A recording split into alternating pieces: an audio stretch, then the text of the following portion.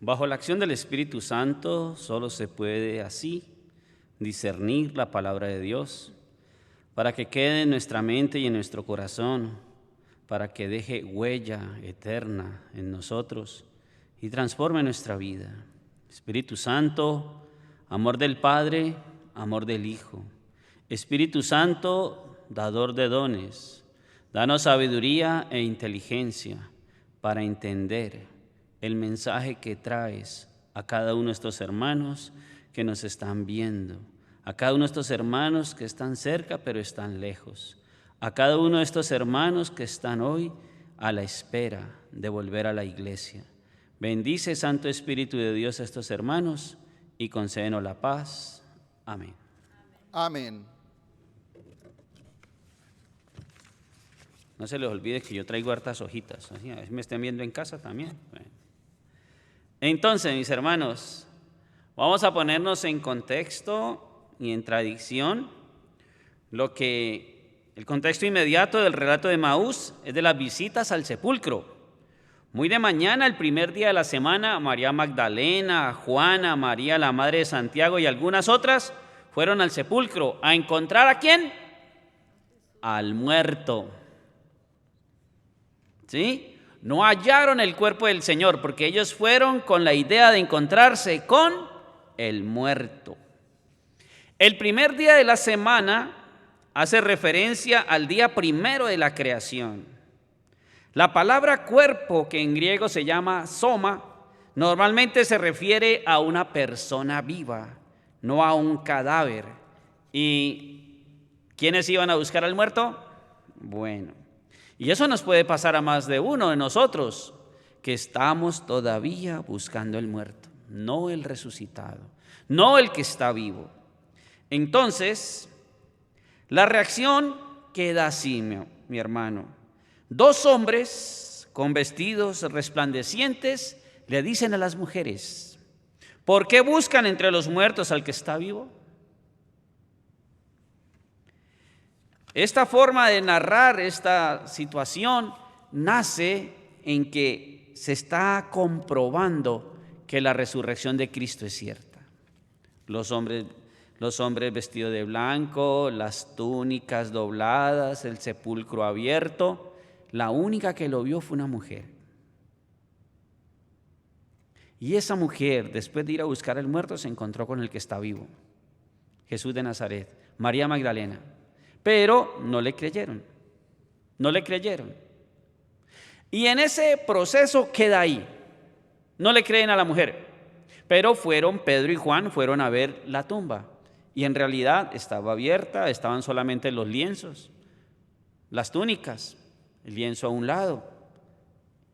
Juan dice que Pedro entró, él entró, vio y creyó. Entonces, el escenario ahora es el camino de Emaús. El relato empieza situando el acontecimiento en el tiempo, aquel mismo día, o sea, el primer día de la semana. Ese día de la resurrección, ya el día primero de la creación, un día lleno de promesas y marcado en contraste con el desánimo de los discípulos. Al dejar Jerusalén, los dos discípulos estaban abandonando el camino. El mismo día en que se estaba cumpliendo las promesas de la vida eterna de Jesús. Jesús está cumpliendo la promesa y dos discípulos ya están escapando. Mientras los discípulos conversaban por el camino, Jesús se unió a ellos, pero sus ojos no eran capaces de reconocerle.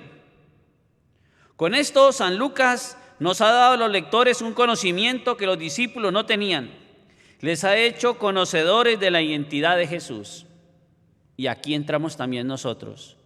¿Tú y yo conocemos la identidad de Jesús el Señor o solamente de nombre?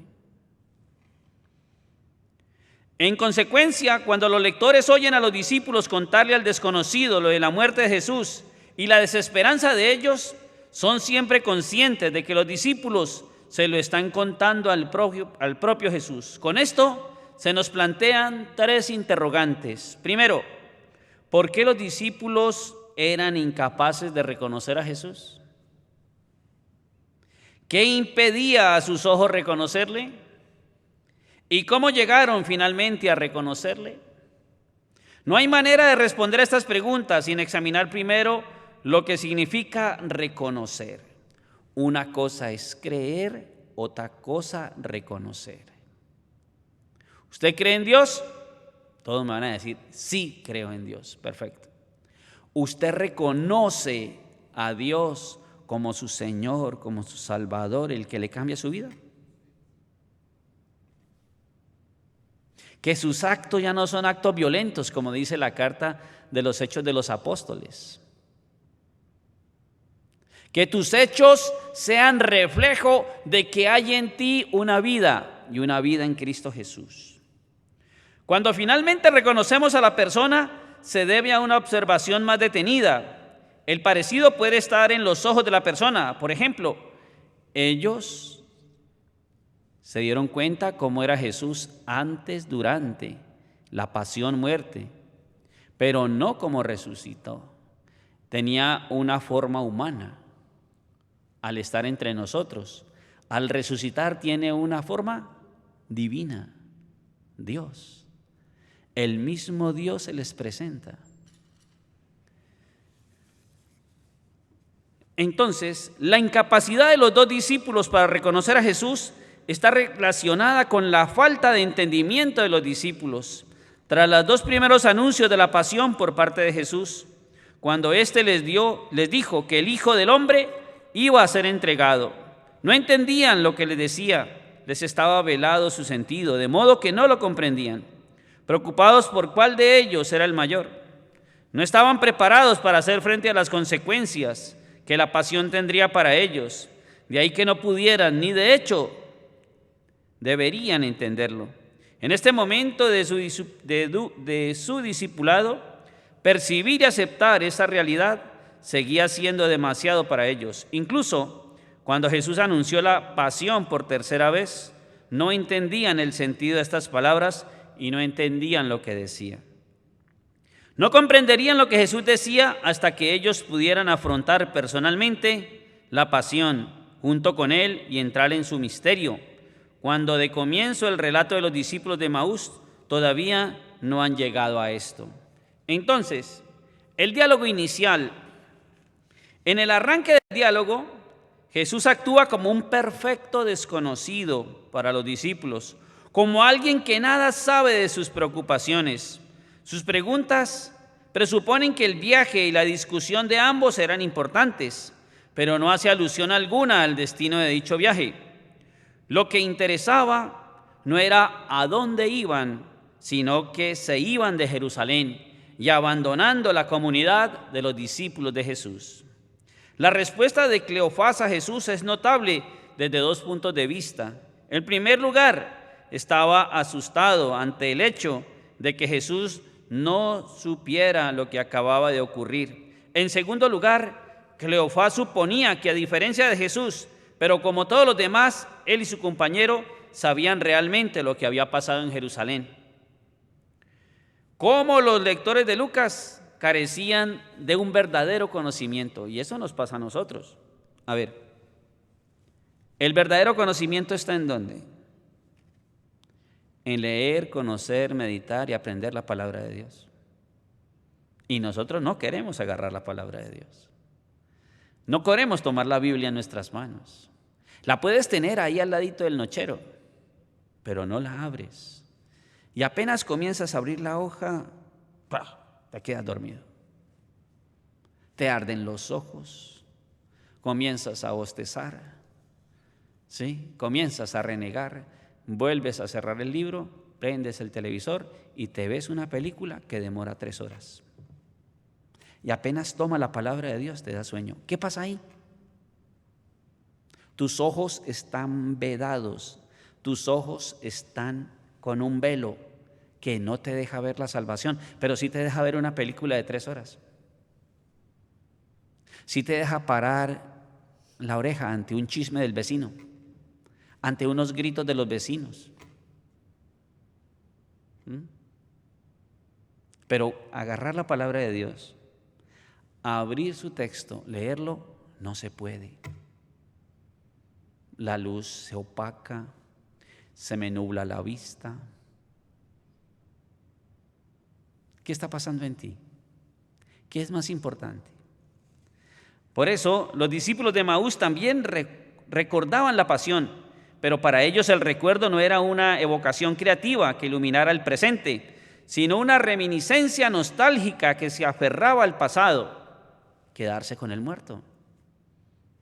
Impactó, impresionó la pasión, muerte y resurrección. La pasión y muerte impactó, pero no impacta la resurrección. Los golpes, los desprecios, los alibazos, el juzgarlo sin justa, perdóname la redundancia, sin justa justificación, ¿sí? Y entonces, pero la resurrección como que no nos dice nada. Pero el presente no deja escapatoria alguna, de ahí el desaliento de los dos discípulos que pasaron luego a hablar de la esperanza que en otro tiempo abrigaron, pero que había resultado infecunda. Nosotros esperamos que sería Él el que iba a redimir a Israel, pero con todas estas cosas llevamos 3 días desde que pasó. Para el narrador, se estaba buscando un Mesías liberador político, pero Jesús no venía a eso. Jesús venía a liberar al hombre del pecado y la condenación. Para los discípulos, el tercer día indicaba hasta qué punto la situación había llegado a ser absolutamente desesperada. Pero el narrador y los lectores cristianos hablan de lo esperanzadoras que eran las cosas, pese a las apariencias. Los discípulos concluyeron refiriendo cómo algunas personas habían visto el sepulcro de Jesús aquella mañana, el sepulcro vacío. Pero para los discípulos la fe tenía que venir por la vista, no por el oído.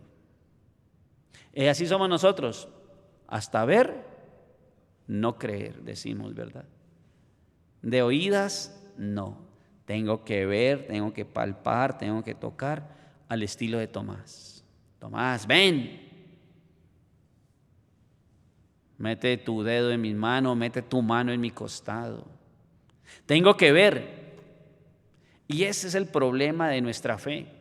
Yo creo hasta que vea, pero de oídas. Para los discípulos la fe tenía que venir por la vista, no por el oído. Terminaron su breve discurso diciendo que algunos de los suyos, de hecho, fueron al sepulcro y verificaron que efectivamente estaba abierta y vacía. El cuerpo de Jesús no estaba ahí, pero a él no lo vieron. Igual los que fueron al sepulcro, los discípulos necesitaban ver a Jesús vivo para creer. Entonces viene la respuesta de Jesús. Los discípulos no habían creído a las mujeres que regresaron del sepulcro, ni habían creído todo lo que dijeron los profetas, especialmente con respecto al sufrimiento y a la entrada del Mesías en su gloria. Están rechazando el Antiguo Testamento. Estamos rechazando a los profetas.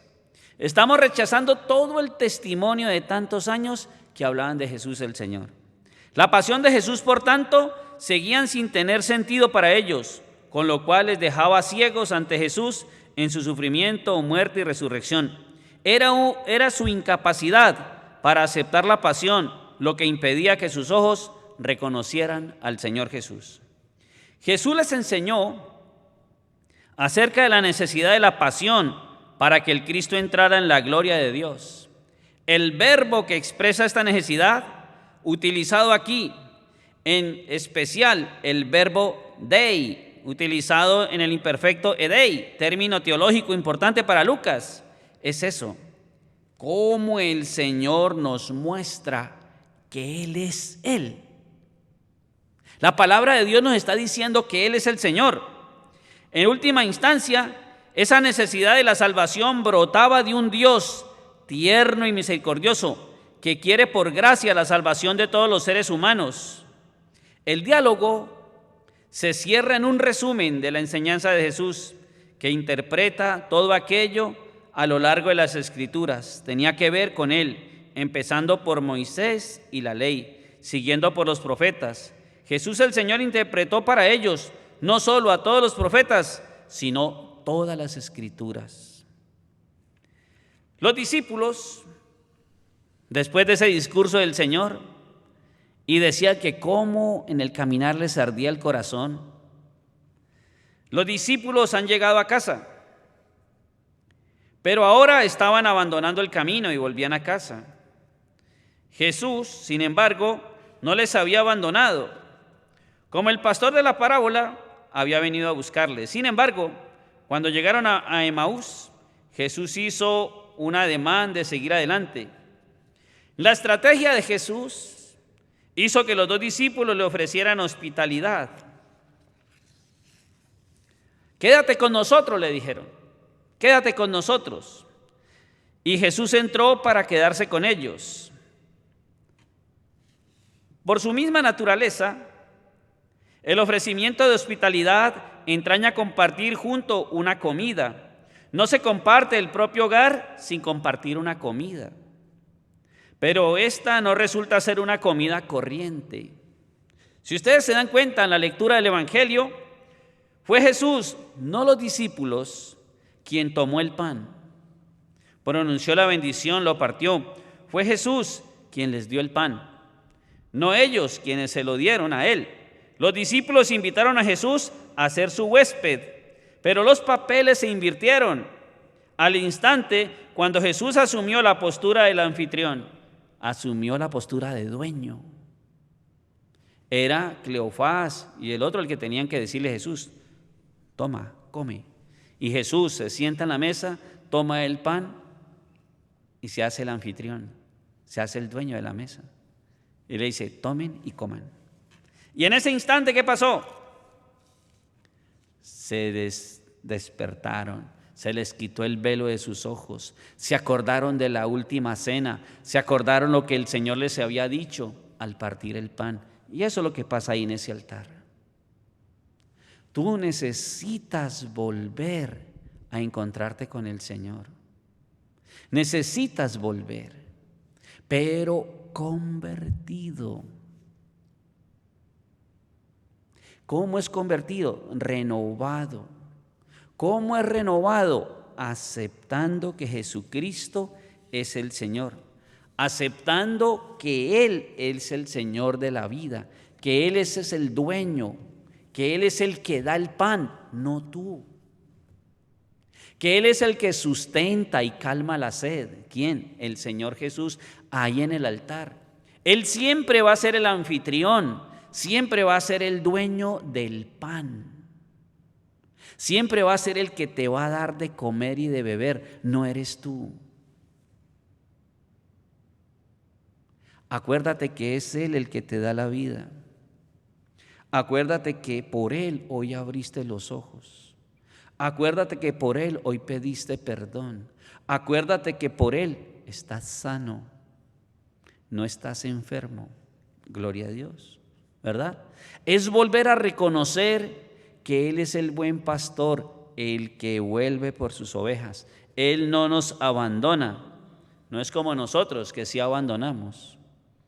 Es más fácil que tu padre y tu madre te abandonen a yo olvidarme de ti.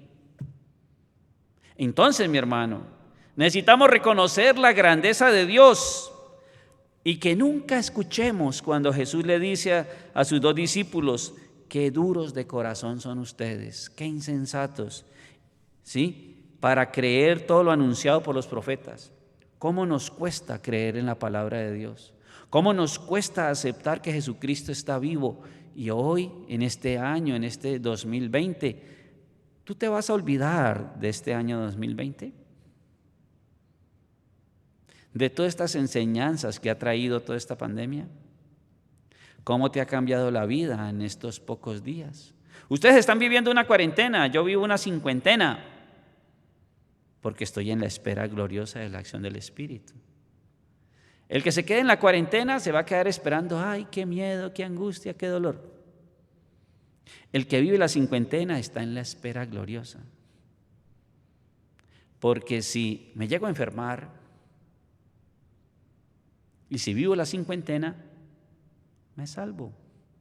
Pero usted con la cuarentena, si se enferma, se condena. Porque usted está esperando una cosa humana. Yo estoy esperando algo divino, La acción del Espíritu Santo en la vida, en mi vida. La acción del Espíritu Santo que debe ser el que me dé la guía, la fuerza, me dé el alimento, me dé la salud, me dé todo lo que necesito para seguir caminando en el encuentro personal con el Señor.